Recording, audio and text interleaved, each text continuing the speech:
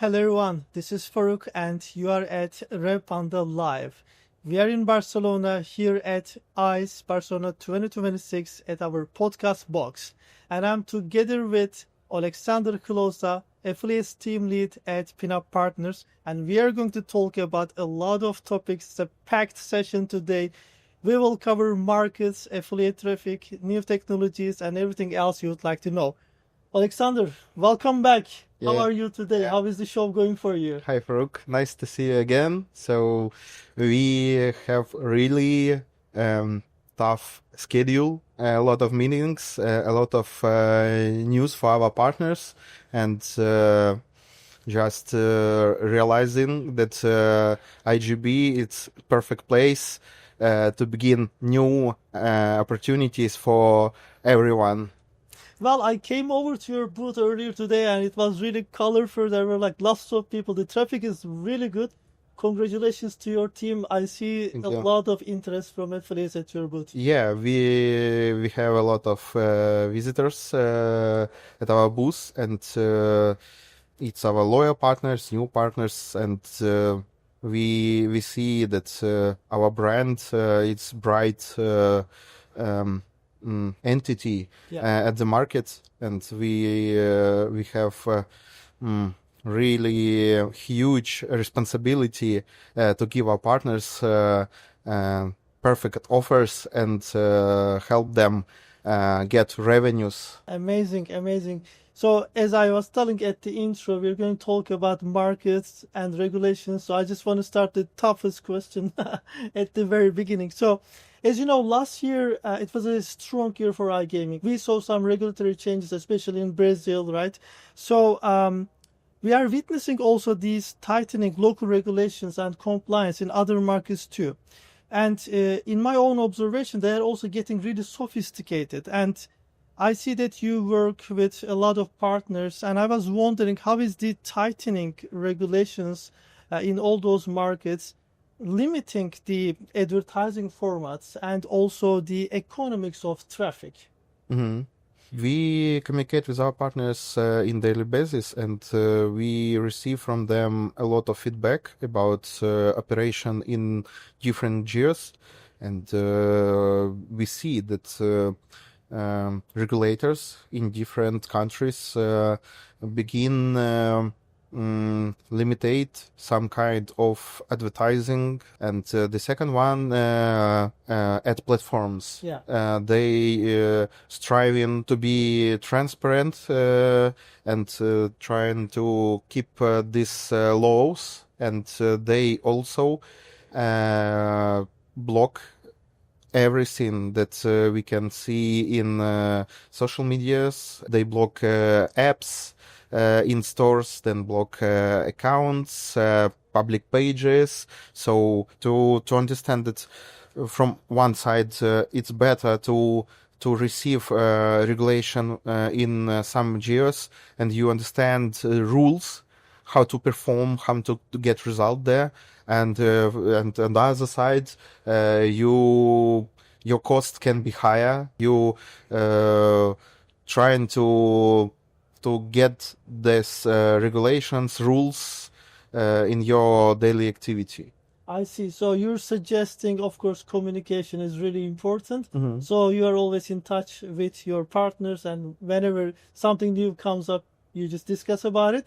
And you said transparency. This is really actually the word for me because in the past I remember like the tracking systems were not even as good. So I was looking at one screen and then affiliates they were looking at completely different screens. So there were some issues. Yeah. But yeah, transparency right now is catching up in the market that I see.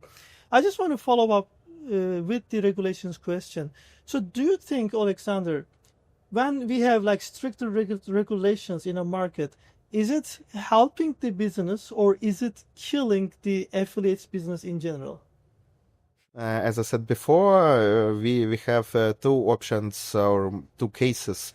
If you keep the rules, you can get higher costs, but you don't have blocks, any bans, something like that, and you can run your ads without any problem. But not every affiliate or maybe affiliate teams they believe that it's like how to call it, maybe right path, something like that, and they don't like to change their funnels, and they know that they can use some approaches and it works. They will be doing the same. I see. And I always wonder about one thing, Alexander, whenever there's a new regulation change happens in a country. Mm. So you work with many partners and you're really staying on top of the traffic in many different markets. So let's say there's a regulatory change in a market. Do you notice any changes in the performance of the traffic in that market after the regulation change? Mhm. I think that yes, because when we receive a country with regulation, we understand that we can run one ad account. We can optimize this ad campaign much better than we start 100 or maybe 300 of ad accounts. Yeah. And optimization will be from the very beginning and with every account. So yeah, I believe that it works to get better results, but I think that's the same like in previous. Depends on team and decisions and vision how to work. So maybe some teams don't like to work with regulators and regulated markets, and they will skip it and will be doing some in gray zones. Yeah, or in some other markets. Yeah, Let's say yeah. this way, definitely. Talking about the markets, I noticed that in our industry that people love like looking for a hidden gem, small country where the clicks are cheaper, the ad expense is cheaper, and there's like less competition. However, there are also some challenges coming with it. It's not like really all bright day for them.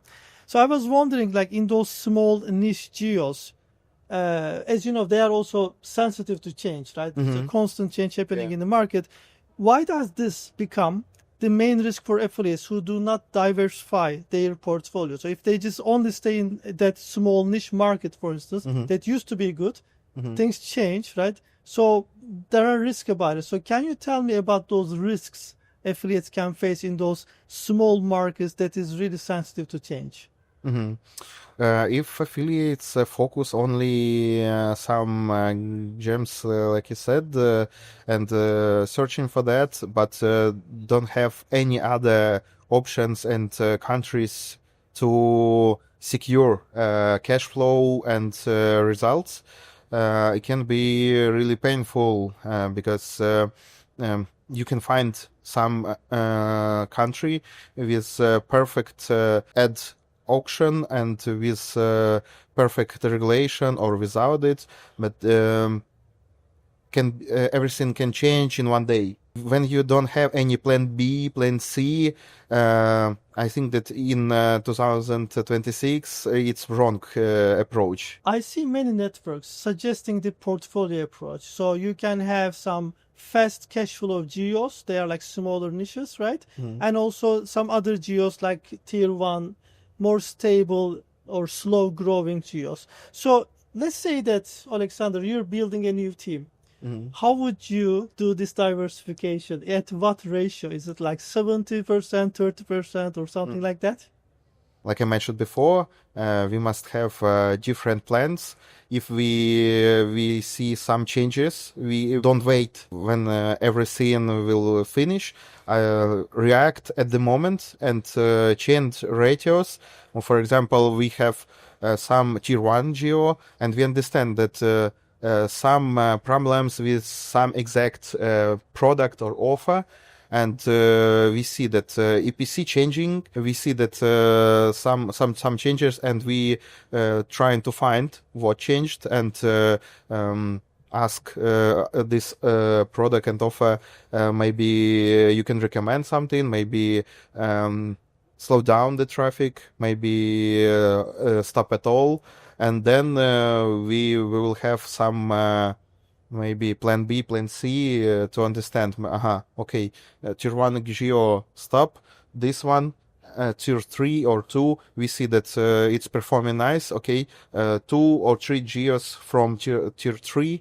Okay, and waiting while situation with tier 1 will be okay. So there's no one answer Yeah, for that. only one solution. Yeah. I see. Alexander, so let's talk about the future a little bit. As you know, the market is not always going on a stable line. So sometimes there are like market crisis, or let's say a payment processor is down. So there can be a lot of different factors.